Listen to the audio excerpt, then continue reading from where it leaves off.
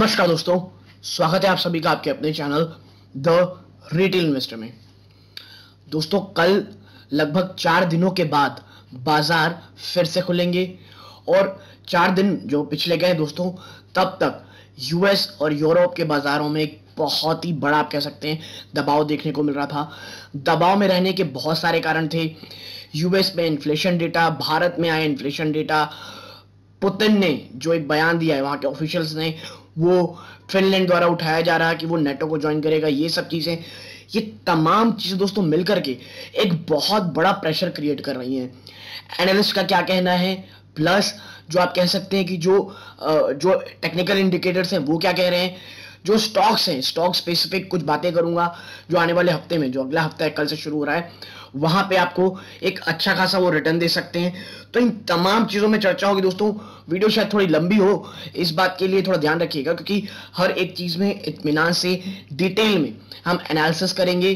और मैं आपको बता दूं, ये वीडियो उन लोगों के लिए बहुत जरूरी है जो ये देखना चाह रहे हैं कि आने वाला हफ्ता किस प्रकार के हो सकता है। आपके लिए ये वीडियो बहुत इंपॉर्टेंट होगा, बहुत ज्यादा हेल्प करेगा दोस्तों।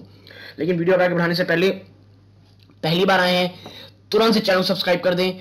वीडियो अच्छी लगती है, वीडियो को लाइक जरूर कीजिएगा दोस्तों। अब विदाउट वेस्टिंग एनी टाइम सीधा लेके चलता हूं निफ्टी की तरफ।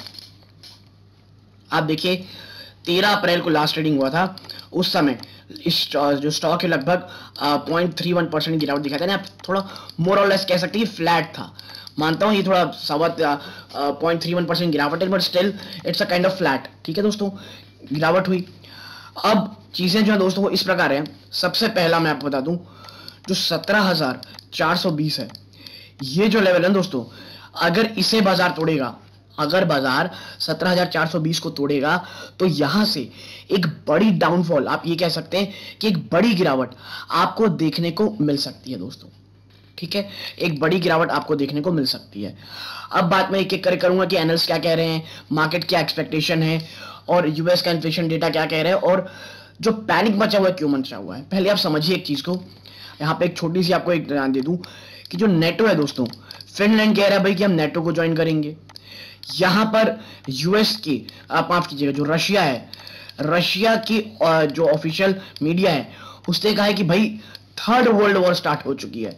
कौन सी थर्ड वर्ल्ड वॉर, और ये लिटरली में ऐसा कहा गया है। और आप देखिए, ये तमाम चीज ना बहुत नर्वस कर रही है बाजार को नर्वस कर ही रही हैं। यूरोप के बाजार, यूएस के बाजार बहुत ज्यादा दबाव है दोस्तों।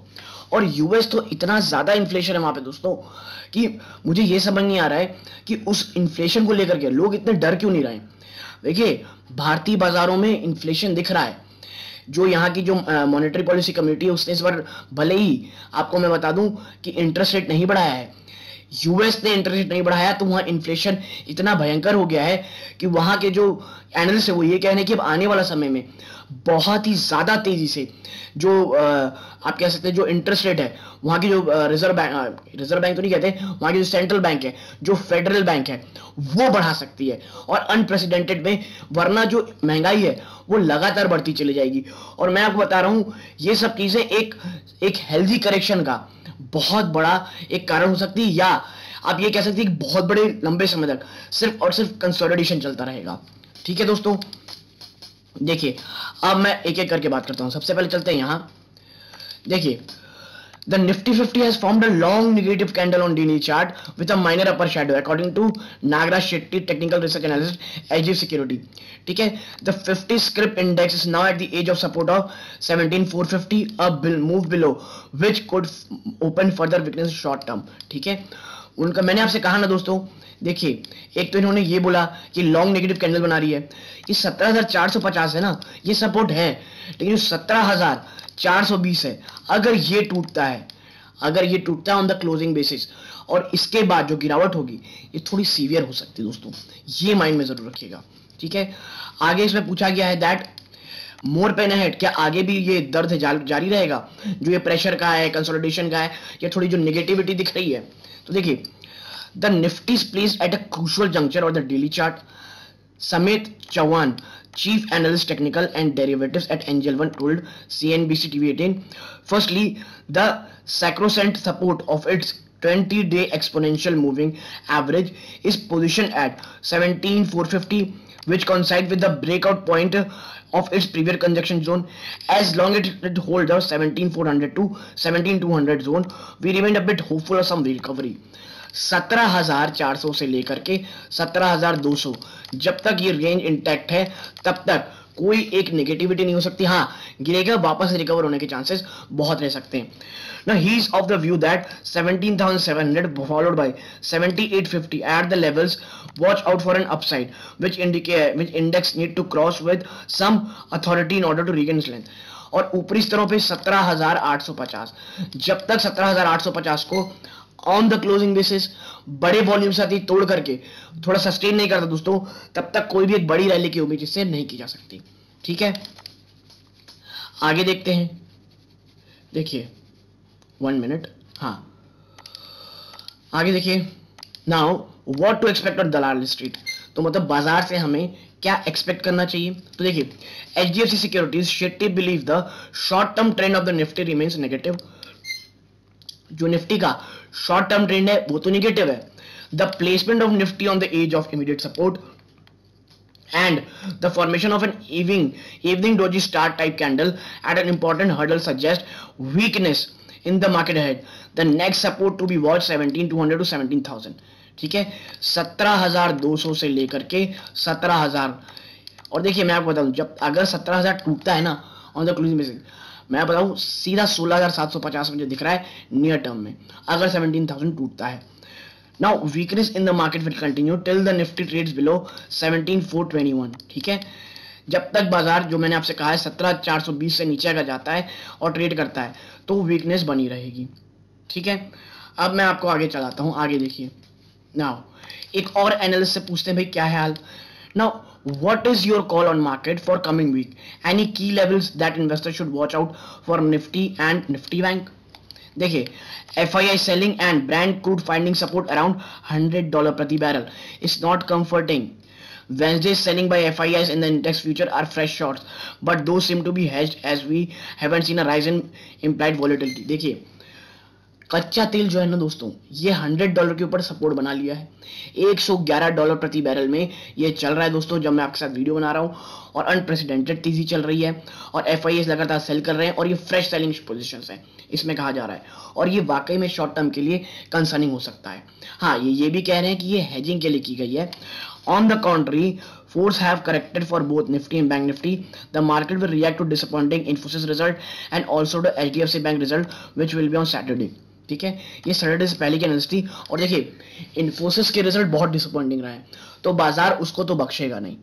It will punish Infosys as well as, मुझे लगता है इसके कारण HCL में भी आपको एक अच्छी स्मार्ट करेक्शन होते हुए दिखाई दे सकती है. आगे अब देखिए, top 3-5 trading ideas for the coming 3 to 4 weeks. 3 से 4 महीनों हफ्तों के लिए 3 से 5 ट्रेडिंग आइडियाज कौन से हो सकते हैं. देखिए, बंधन बैंक लास्ट ट्रेडिंग प्राइस है 326 को, 340 से 350 का टारगेट. ठीक है, आप देख लीजिए. Rallis India 283 last trading point था. Now Rallis India has given a breakout above the down trading resistance line. This has been implication also volume the breakout are strong which add weightage to the move up. Hindalco को cell करने कहा जा रहा है और हिंडाल्को मुझे वाकई वीक लग रहा है दोस्तों. हिंडाल्को में शायद आपको गिरावट देखने मिल सकती है. ठीक है, और ये क्यों है? Hindalco is looking weak due to fresh formation of short positions in futures and also the breakdown from the support 560 on heavy volumes. 560 को तोड़ करके नीचे ट्रेड कर रहा है विद बिग वॉल्यूम्स के साथ. ठीक है, तो देखिए ये थोड़ा बहुत ट्रेडिंग आइडियाज हो गए, स्टॉक स्पेसिफिक हो गए. अब आप देखो दिखाता हूं यूएस का इन्फ्लेशन. वॉल स्ट्रीट जर्नल का यह है दोस्तों, US inflation accelerated to 8.5% mark. 8.5% पहुंच चुकी दोस्तों यूएस में इन्फ्लेशन, हिटिंग 4 डिकेड हाई. पिछले 40 सालों का रिकॉर्ड तोड़ चुका है. क्रूड ऑयल और खाने की कीमतों ने ये हाल कर रखा है वहां का. अब आपको मैं बता रहा हूं ये चीज बाजार में गिरावट की बहुत ज्यादा हो सकती है. और इन सब चीजों इन्फ्लेशन इतने ज्यादा होने के कारण और इतनी महंगाई होने के कारण, क्रूड ऑयल इतना हाई हो रखा है, इन तमाम चीजों को देखते हुए जो जीसेक यील्ड है दोस्तों, ठीक है, गवर्नमेंट जीसेक यील्ड वहां की अनप्रेसिडेंटेड वे में बढ़ चुकी है. कितनी बढ़ी है आप देखिए. The 10-year US Treasury yield shot up 2.79%, 2.79% on Monday, reaching its highest level in 3 years. ये तो मंडे था, अभी तक मुझे याद है जहां तक शायद 2.89 के आसपास भी शायद चली गई थी, ठीक है, due to worries on rising inflation, possibility of US Fed aggressively tightening monetary policy, ठीक है। मैंने आपसे पहले कहा था कि यूएस जो अपनी पॉलिसी वो टाइट कर सकता है, तो ये सब को देखते हुए जो जीसेक यील्ड है 2.89% तक पहुंच गई है। तो देखिए तमाम चीजें इंडिकेट कर रही है कि वीकनेस तो रहेगी बाजार में।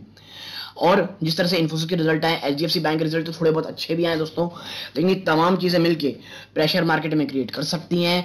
आने वाला हफ्ता थोड़ा सा या तो कंसोलिडेट रहेगा या तो मोस्टली साइडवेज ही रहेगा। एक आध दो दिन अगर तेजी आ जाती है तो वो नहीं कह सकते, बट मोस्टली आने वाला हफ्ता दोस्तों वीकनेस भरा रहेगा। कैश में बैठे रहिए, स्टॉक्स बहुत अच्छे अच्छे लेवल्स देंगे आपको पोजीशन बनाने के लिए। और यदि आपको ये पूरा वीडियो मेरा एनालिसिस पसंद आया हो, प्लीज़ वीडियो को लाइक कीजिए, चैनल पहली बार है सब्सक्राइब कीजिएगा। यहाँ तक जुड़े रहने के लिए आप सबको बहुत बहुत धन्यवाद। ये इस वीडियो का अंत है। जय हिंद दोस्तों।